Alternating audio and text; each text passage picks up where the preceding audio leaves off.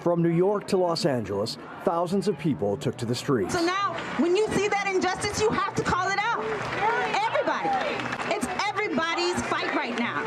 On Saturday in Minneapolis, where George Floyd lost his life nearly 2 weeks ago, the message was for immediate change. Black lives, they matter here. Today is a march that's really about commemorating the life of George Floyd, about us actually being in celebration and joy around what the community has been able to really win, and then also continuing to push forward towards a police-free future, so that our city council and our mayor and the rest of our elected officials hear us really clearly.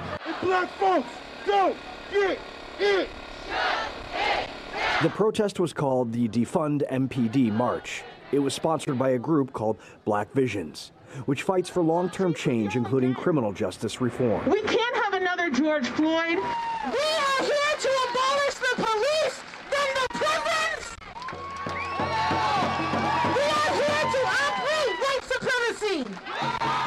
For years, community groups have advocated for defunding law enforcement, taking money away from police and prisons and reinvesting those funds. The basic principle is that government budgets and public safety spending should prioritize housing, employment, community health, education, and other vital programs instead of police officers. We saw the Minneapolis Police Department abandon the community as fires were set ablaze, and not show up and not take care of us. So we're actually trying to get towards a world in which people's needs are met and people can actually have real safety. Black lives, they matter here. This peaceful protest comes on the heels of the Minneapolis City Council deciding that any sort of chokehold procedure done by police officers will be illegal.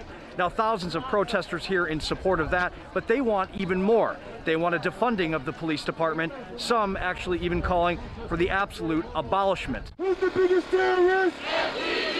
The COVID-19 pandemic in the United States has led cities and states to make drastic budget cuts to education, youth programs, art and culture, parks, libraries, housing services, and more. For these protesters, the goal is to see the same happen to the police department. And that is what we believe will help create the safety, not an over-militarized, deadly police force that actually has its roots in slave catching and union busting.